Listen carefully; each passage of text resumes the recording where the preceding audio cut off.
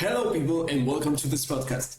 I am very happy to tell you that we have a very special guest. He is one of the best songwriters, composers, producers, and musicians of all times. We are talking about Tilo Wolff. He is the leader and the master brain of LACRIMOSA, one of the biggest gothic metal bands of all times, and they are coming to play their first show of the tour here in Argentina, and they're going to play their new album, LAMENT. So, Tilo, welcome, and thank you for taking the time. Thank you for being here and for sharing this little space with us. Thank you very much. That's very kind of you. Thank you. Please tell me, how do you feel right now, looking back to the past, to the previous tours, of course, and this new album, Lament, which is the third part of a trilogy. How does it feel to represent this album live, not only here, but also in the rest of the world? Well, of course, it's always, on one hand, beautiful to come on tour with a new album. On the other hand, it's also sometimes a bit difficult or sad because playing the new album takes a lot of time, of course, and we have so many songs that I also love to play. I mean, I always want to play also older songs and reflect the history of LACRIMOSA. So to choose the songs were pretty difficult. Plus, I was so, let's say, well, I wrote a new song after Lament came out, and I wanna, of course, bring it on stage. It will be a premiere playing this new song, as well as it will be a premiere to play Lament in Argentina. So that's the start of the tour, and you're gonna have the new songs of Lament. Of course, not the entire album, but we play a lot. And you're gonna hear the very new song, which nobody ever heard before. Well, you know, I saw the announcement when you did it in Brazil, the announcement of the new song, of course. Is this song going to be part of some kind of new project or album or something like that? Can you tell us something about that? Right now, I have two thoughts about it. I didn't choose yet which direction I will follow. As I said before, this is the third part of a trilogy that began back in 2017 with Testimonium, and then we have Leidenschaft in 2021. And then we have this third album, Lament. Like, what inspired you to conclude this narrative arc with Lament? Well, it's always like this that I actually don't plan things. When I started with, for example, Testimonium, I didn't think of that it's going to be a trilogy album content, and that I will continue after this album, after Testimonium. It's always, you know, when I compose, music kind of speaks to me. I feel it. It's like, you know, I mean, we humans, we have a lot of senses which we lost actually. We would be able to live out in the nature and could survive, but not nowadays anymore, because we lost all our not all, but many of our senses. For example, when people are sick, they can feel what kind of food would be good for them if they just listen to themselves. And that's a bit the same like with music, writing poems, writing lyrics, writing the music. If you are in close contact with yourself, and if you understand the language of your inner side, then you are in a kind of conversation, and you feel it, and that's always what happens when I compose. I somehow feel, okay, now I have to do this. Now that's, for example, after Testimonium, I felt that's not over yet. And when I concluded, actually, Memoria, when I wrote this, I knew that's it. That's the final part. Now the story found its end. So I can't explain it by I can't explain it by a kind of a storyboard or anything. It just kind of feel it. And that's also the reason why I said now with a new song, I have two thoughts in my mind, but I didn't make any plans. I will find out when I'm on stage and we play the song. I will find out. The song will talk to me. Do you know, this album has been described as a very introspective one and a very personal one. And I want to ask you, like, how would you describe this album? Like, how do your personal experiences influence the themes explored in Lament? Well, it's always, everything I write is kind of a mirror of my soul and of what I go through. So there can be sometimes even small things, like whatever conversation with somebody that kind of touches. But of course, mainly it's the big things in life. And as this whole topic of the three albums is about death of people that are important, including my own parents. So this, of course, influences a lot. And through trying to deal with all the things that happen in life, they're also coming like you open new doors and you suddenly find yourself in new rooms that you didn't even know that they're existing. And this is sometimes beautiful, sometimes painful, sometimes it's just a adventure. So and therefore also Lament, like all the LACRIMOSA albums, they're never like only one. Like if you listen from the album from the beginning to the end, it's not always exactly the same tune, the same emotion. Sometimes it goes a bit in that direction, sometimes in that, because life is like this. You know it yourself probably. You have a great time with great people, and then you hear horrible news that affect your life or somebody dear to you, and the wonderful time you just had turns into something really bad and dark. And so it's always a up and down. And since we are not able at all, not at all, to see into the future, mostly we make ourselves so many thoughts about what could happen and what could have been or what could be. And then actually mostly 99% of what you fear is not going to take place, but something else is going to take place. So therefore, every single moment is an adventure. And I try to live life as an adventure also when there are moments which don't cheer myself up. But it's kind of part of this time. Take, for example, the pandemic. Horrible time. But it was no use to sit around and to say, it's a horrible time. It's a horrible time. It's such a horrible time. I mean, this doesn't make it better. And in this time, we learned also that we are totally incapable of anything, because governments and everybody was telling us what to do, and suddenly there was no freedom in the world anymore. So no need and no use to complain, because we couldn't change anything. We just could take the situation and make the best for ourselves and our dear ones out of it. And I think when we take life like this and also transform it into art, then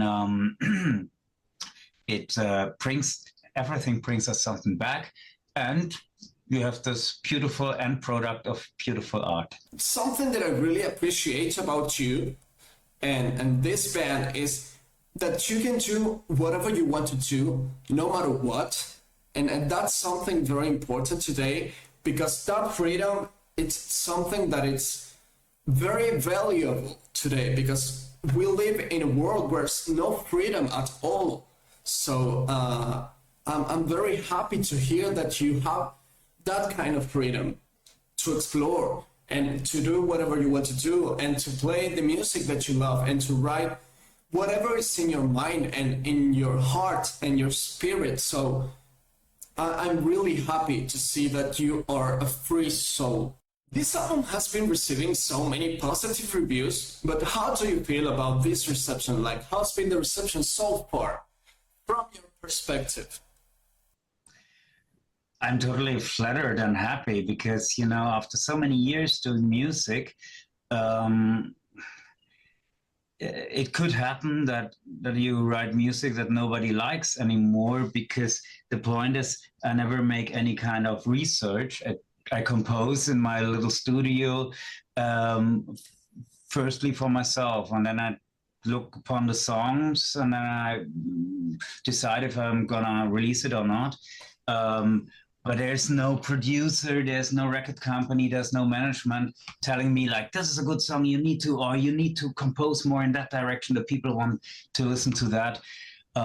So when I release something, it's 100% of what I want to do. And if the people then say, oh, I like it, then it makes me very, very happy. I can't imagine, I really, really can't imagine all those musicians who do music, what their managers and producers tell them to do. I mean, when then people come up to them and say, oh, it's such a great album. I mean, they don't even like it themselves. So it must be horrible. So therefore, I'm so happy when people like my music, because that's what I want to do, and that's what I want to share. And I think the people also feel it. I mean, just right now, it's on the festival in Brazil the other days.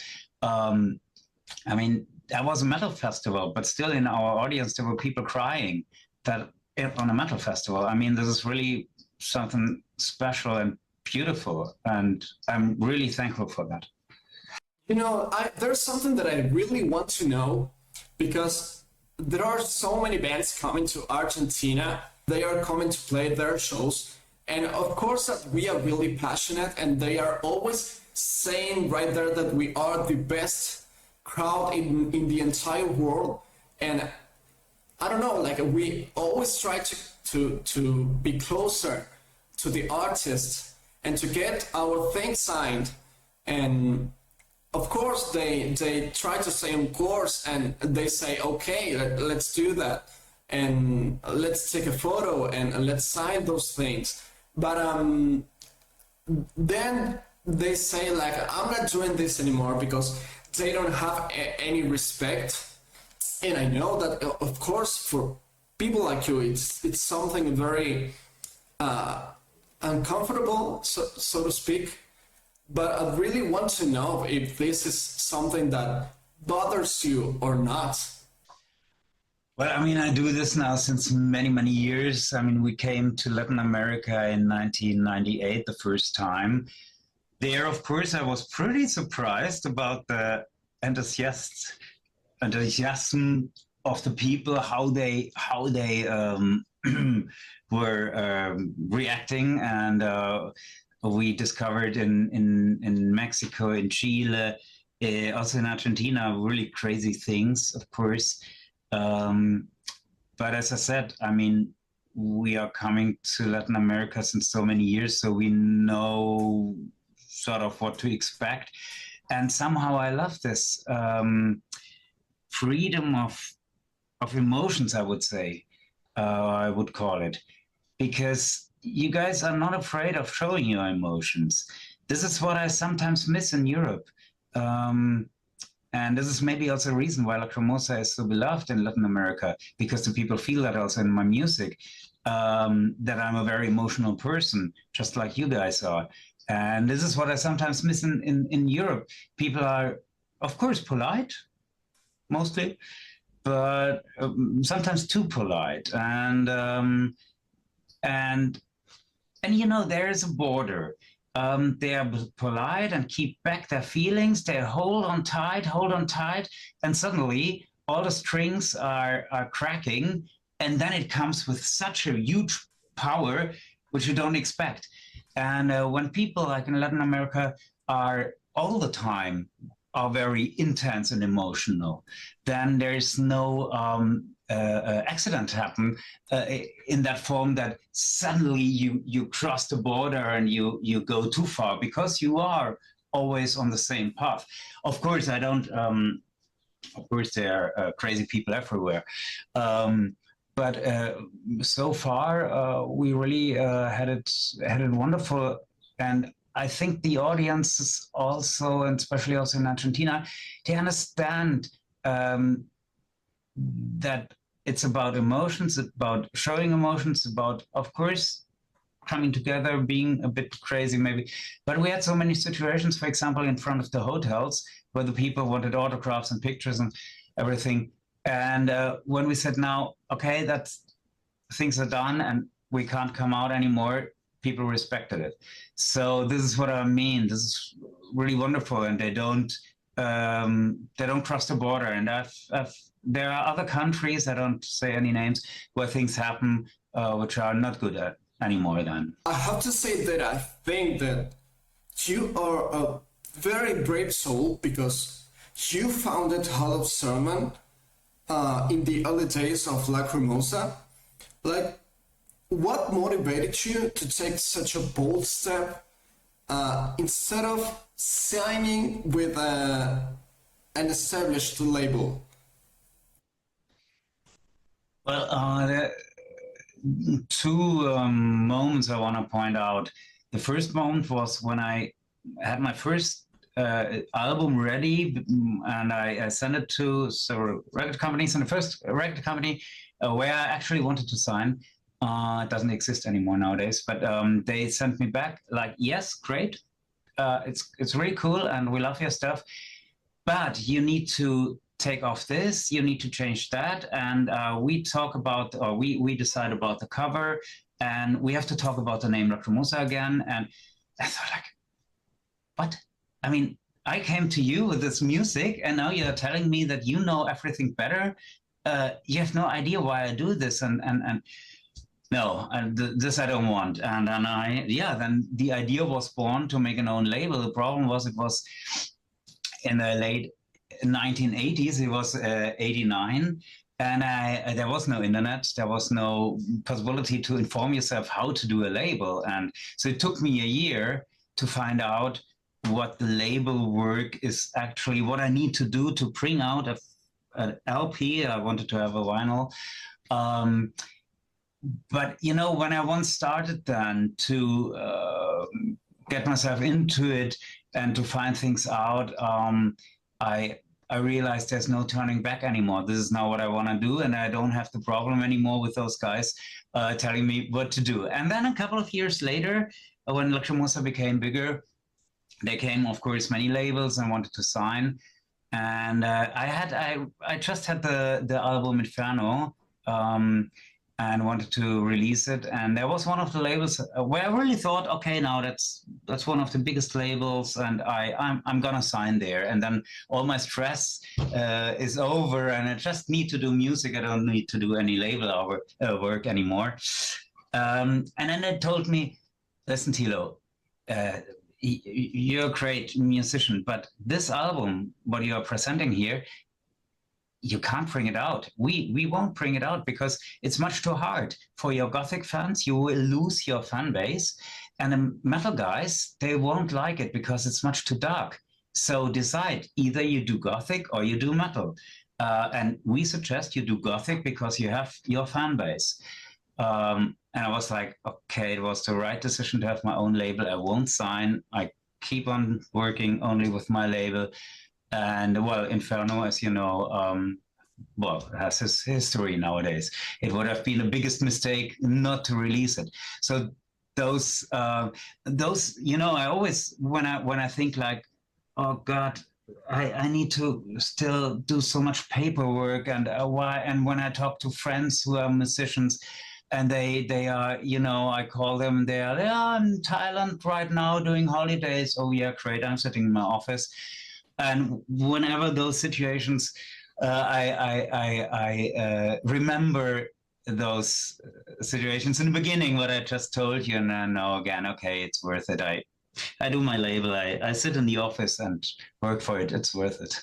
We have to talk about something very sensitive for many people, but I really need to ask this question. Like, with the rise of digital platforms and streaming, like, how has Hall of Sermon adapted to reach audiences today? Well, in the beginning, of course, I was no friend of it. I mean, since I'm doing records, since I'm doing albums, long before this all started, long before MP3 were invented, I, of course, was no friend of it because I'm kind of old school. I like the vinyl. I even learned to deal with CDs. Nowadays, I like also CDs.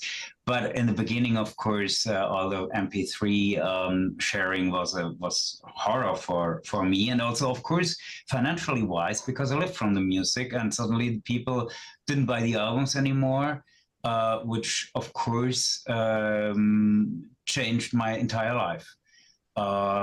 Therefore, we made Hall of Stone smaller. We stopped releasing other bands anymore because it was not affordable anymore. I had to many people who were working for Hall of Stone. I had to quit their jobs, and because it was not to be financed anymore. And then of course, then I realized how the situation changed with professional streaming platforms. And that became then interesting again for us when there was no illegal exchanging of MP3s anymore, but those platforms, like nowadays, I mean, of course, it's dominated by Spotify. Before there was iTunes, very important, which still exists, but there are many others also nowadays, but Spotify is, of course, the biggest, which is, I find it very interesting. On one hand, for me personally, as a music lover, because nowadays, of course, I have all my LPs and my CDs, but I can, if you tell me, like, listen to this and that song from this and that band, I can do it right now. I don't need to order the CD or run to a record store. This is wonderful, of course. On the other hand, they pay far too less, of course. I mean, you can't actually make a living out of that anymore. LACRIMOSA, thankfully, has a big fan base, and we have concerts and merchandising and everything, so kind of still works. But many of my friends who used to live from music, they have no chance anymore. And many quit. Some are, working daily and then in nighttime trying to do music. It's really tough. So it has its good points. As I said, as a music consumer, it's great, and I'm a music consumer myself. I love it. But as a music producer, it's pretty tough. But it's much better than was in the 0 years when there were illegal file sharing. So I try to make the best out of the actual situation. How do you balance, like, the business side of running a label with the emotional and artistic aspects of making music?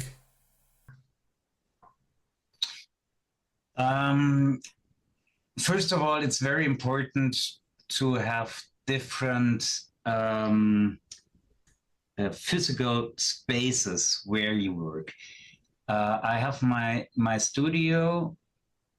Right now, I'm in my office. My studio is somewhere else. That's not good to combine it. When I'm in my studio, I'm doing music. I don't think about my office. I don't think about Hall of Sermon. I follow this passion and this love for music. When I'm here at the office, I sometimes hate this Tilo from the studio, because I know that not everything I do will be easy to bring to the people, So of course, I do this since many years, and I learned to deal with it, but sometimes it feels a bit schizophrenic, because the musician, he's the boss, he's bringing the music in, but me as a record person sometimes wishes that the musician would be more commercially thinking, but yeah, I really keep it apart. Now, looking back to the past, like, do you feel that founding Hall of Salmon gave LACRIMOSA a kind of longevity that may not have been possible with the traditional label deal? Absolutely. It would have been absolutely impossible to do, starting with the language. I mean, when I started, nearly no band was singing in German. Yeah, that's what I heard also many times. You need to sing in English. It doesn't work in German. All those things that would have been impossible, or the black and white painted covers. I mean, I still remember when record guys told me, that's so old fashioned. You know, in the 80s they did this, you know, painted covers. Well, I mean, you probably thought about Iron Maiden. Me too, because I love Iron Maiden. So I'm absolutely convinced that LACRIMOSA wouldn't be existing anymore if I would have been signing somewhere. Of course, I did some collaborations with other labels, which means I had a finished product and then I made a license to the label. So the license to which I made the label to which I made a license has no right anymore to change anything. It just is kind of reproducing what I give. That's what I did sometimes just because of the lack of money. When I didn't have enough money to manufacture a product, I give the license to another label, which is bigger and has more money. That's a financial trick I do there. And both are happy in the end. But I couldn't sign at another. I mean, even when I remember then when we started to have albums in the charts, then Sony Music came up to me and they wanted to make a deal with us. And there were some talks. And then in the end, we said like, okay, do the distribution. They weren't really happy because they wanted to have LACRIMOSA in their catalog. But that was then a compromise. They said, okay, then we do the distribution. And I was happy, of course, because a major label doing the distribution was also nice. But also there we had problems then, because when it started with the platforms, the streaming platforms, they, in the beginning, well, we got problems, and I realized I had to get it back into my own hands again, and which was a good decision. Now with the new album, we had the biggest chart entry LACRIMOSA ever, or the highest chart entry LACRIMOSA ever had, and I was in our own distribution, so it was also the right decision. And now let's get back to Argentina, because you are starting your world tour here in Latin America, in Buenos Aires, and of course that I know that you played in Brazil, and it was a festival, and everything is different. The set list is different, the stage is different, everything is different, the dynamics are different. So what can you tell us about this first show here in Argentina with your Argentinian fans? Absolutely, yeah, of course. I mean, in Brazil, we only had like 1 hour and 15 minutes. Of course, we're gonna play much longer in Argentina, and yeah, and it's different to have a, you know, it starts already with a preparation, because on a festival you have like, it was now a lot of time. We had half an hour for the changeover. Sometimes you only have like 20 minutes. That's of course a totally different deal than when you have your own show, and where you can build up and have time, and also for yourself to come on stage. I mean, when you come on a festival stage, you've never been standing there before. You don't know where things are, and that's different, because in Argentina we can do a sound check. We have been on the stage already before the audience comes into the venue. So. And anyway, I mean, I know this venue. We've been playing there a couple of times, before. So, and I'm looking forward to be there back again because it's beautiful, I think. Yeah, it's totally different. And of course, then when you go on stage on your own tour, you know the people which are there, they're paid for to see your band, to see this. On a festival, you never know how many people are there because they, well, whatever, they are there with friends and or maybe don't know what to do right now because there's no other band playing that excites them. So this is of course something totally different and makes gives you also as an artist, at least for me, I'm much more humble than, because I know the people, they took their time and they spent their money to see your band, and that, yeah, that makes me thankful and humble. And then of course it's the first show of the tour. It's the first time we played now Avalon and Darkest This Night in Brazil, but all the other songs from new album we didn't play yet. Memoria we are going to play, for example, which is one of my favorites of the new album. And of course, Lament, we are going to play the title song. So that all happens in this concert on the 24th of May when we are in Argentina. So I'm really looking forward to this concert. It's going to be for sure one of the most special concerts of this entire tour because it's the first one. You know, the funny thing about Latin America is that there's a lot of people who don't speak German, but they sing your songs at every concert. They sing every riff. They sing every melody. And that's something that you can take it for granted, you know?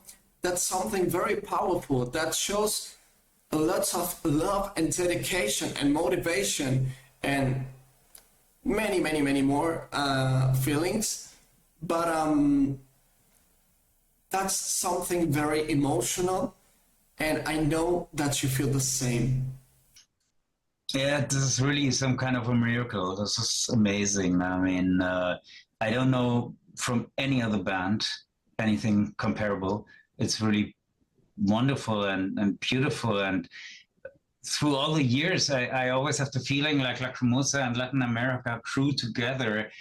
Talking about this solo show, your first solo show here, we know that you're going to play this new song for the first time, but do you have any other surprises for us?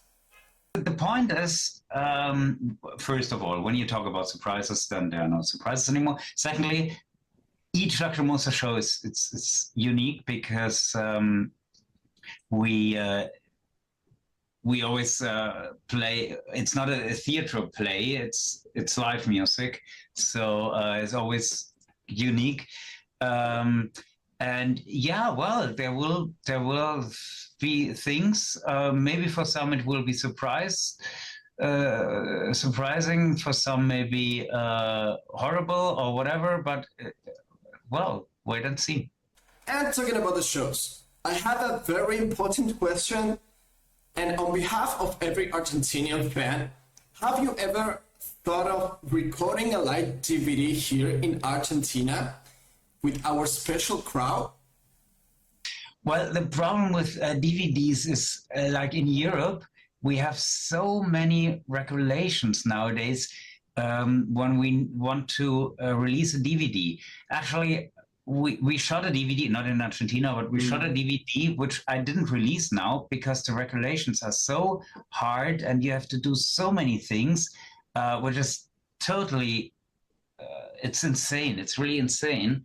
But then the concert in Argentina would need to be the last concert because to record the first concert is never a good idea